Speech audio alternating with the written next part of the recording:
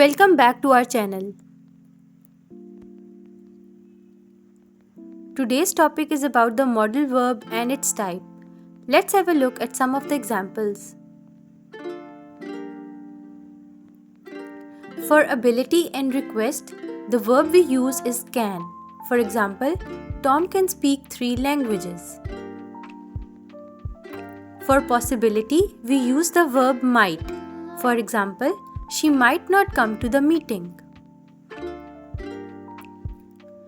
For prediction and certainty, we use the verb will. For example, I think it will rain tomorrow. For obligation and rule, we use the verb out to. For example, there ought to be some good films at the cinema this weekend. For polite request, we use the verb would. For example, he would always begin his lectures with a joke. For polite request, we can also use the verb may. For example, may I come in?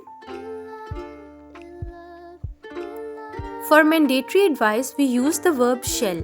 For example, I shall never forget your kindness. For optional advice, we use the verb should. For example, you should stop eating fast food. For voluntary obligation, we use the verb must. For example, you must be tired. For polite request, we use the verb could. For example, I could see that something was terribly wrong. Thank you for watching our channel and please subscribe for more videos.